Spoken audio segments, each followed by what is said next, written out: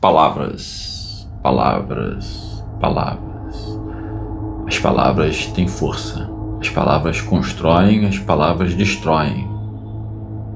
Eu queria refletir um pouco sobre isso com você. Bem-vindo ao canal de Bem com a Língua Portuguesa. Meu nome é Álvaro Paz Leme, sou professor de língua portuguesa, sou advogado.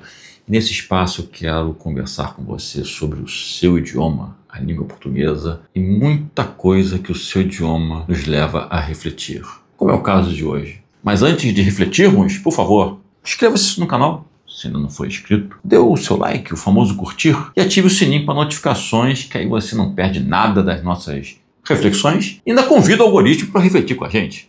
Eu não vou saber dizer exatamente quando eu comecei a prestar atenção no discurso, mas para mim a marca mesmo foi na eleição para governador de 1986. Ali eu comecei a prestar atenção nos discursos dos políticos, dos candidatos, e comecei a observar como eles usavam as palavras. Fora a questão argumentativa mesmo. O discurso político é sempre muito emocionado e eu sempre levei a ferro e fogo a máxima de que emocionar-se não é argumentar. Aliás, eu tenho até um vídeo que eu trato sobre isso, o link está aqui em cima. Pulinho lá depois, acho que você vai gostar. Mas voltando aqui, eu percebi que a carga emotiva usada nos discursos era sempre muito forte. Esta é a nossa estratégia para alcançar o sucesso e superar todas as expectativas. Mas percebi também, a partir de um certo momento, que além da carga emotiva, havia uma certa escolha da melhor palavra para se usar para poder transmitir o seu pensamento. E eu comecei a notar isso acontecendo na vida como um todo. Um exemplo clássico para mim, e recente, é na seara do direito do trabalho. Porque eu sou advogado e atuo bastante em direito trabalhista. E a CLT define duas figuras, o empregador e o empregado. A CLT diz isso, a lei diz isso. Mas o dia a dia passou a alterar um pouco. Não é mais empregador e empregado. Empregador não é muito falado, mas o empregado cedeu lugar ao colaborador.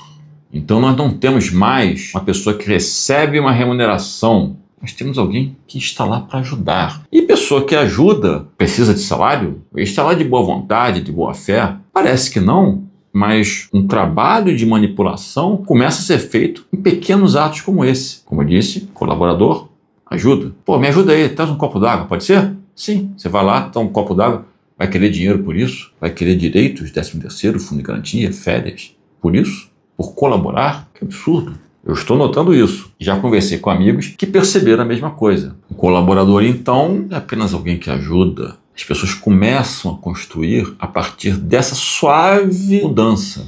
Parece uma coisa boba, realmente, mas a história nos mostra exemplos um pouco mais terríveis. Por exemplo, os nazistas, a partir de um determinado momento, começaram a chamar os judeus de ratos. Judeu é um rato, aquele rato judeu, vai normalizando. A palavra rato começa a identificar a palavra judeu. E você mata um rato com certa facilidade, até com certo desejo. Você acha um rato um bicho desprezível, transmissor de doenças. E se você mata um rato com certo desejo, com certa facilidade, por ser o rato um bicho nojento, e a partir do momento em que a palavra rato e a palavra judeu começam a se confundir, uma identificando a outra, por que não matar judeus também com facilidade? E essa evolução das palavras, esses significados que vão sendo atribuídos ou trabalhados nas palavras, vão levando a comportamentos ou vão levando a aceitações de certos quadros. Atualmente eu vejo, quando há notícias de operações policiais, que esse ou aquele bandido foi neutralizado.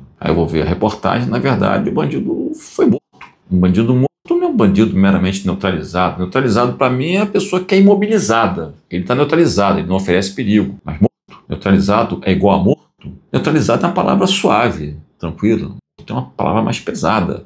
Esse trabalho de querer suavizar, por exemplo, o morrer, confundindo ou tornando o sinônimo de neutralizar, da mesma forma como empregado virou colaborador, vai suavizando e permitindo certos contextos que devem ser olhados com cautela, com cuidado, porque certos contextos podem envolver emoção. Como diria o padre Antônio Vieira, a emoção, por vezes, grita mais alto que a razão, citando o julgamento de Jesus e Barrabás. E aí, o próprio caso que eu citei agora, policial neutralizou o bandido, traz a reboque uma outra definição O que é bandido? Como definir objetivamente a palavra bandido? Você sabe, você tem uma noção genérica, mas se todo bandido pode ser neutralizado, acho importante sabermos exatamente quem é para que inocentes não sejam neutralizados. Essa é a questão. Palavras, palavras, palavras. Elas têm força, elas têm expressão, elas convencem e, no fim das contas, elas são mais ou menos como a maré.